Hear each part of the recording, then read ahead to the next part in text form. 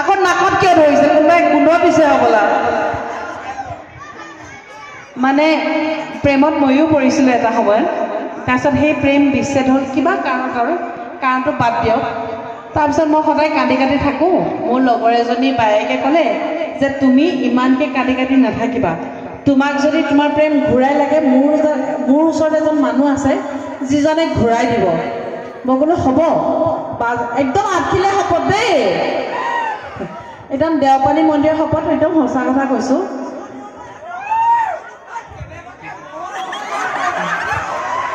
তাৰপিছত ক'লে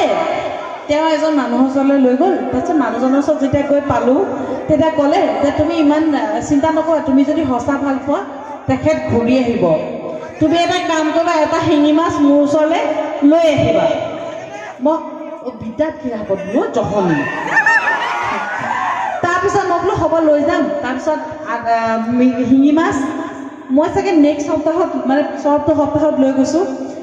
4টামান 5টামান শিঙি মাছ কিনিছোঁ তাৰে এটা পলিথিনত বান্ধি পানীত লৈ গুচি গ'লোঁ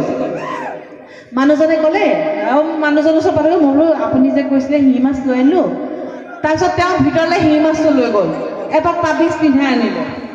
কৈছে বাইদেউ আপুনি এইটো শিঙি মাছ পানীত মেলি দিব আপুনি যোনখন নদীত পায় সেইখন পানীত মেলি দিব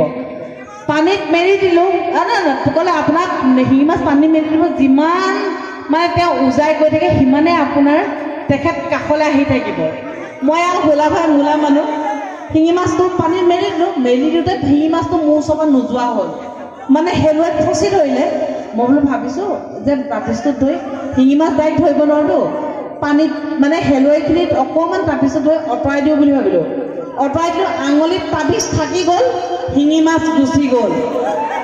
গম পালে সেইটো কাৰণে মই শিঙি মাছ বেয়া পাওঁ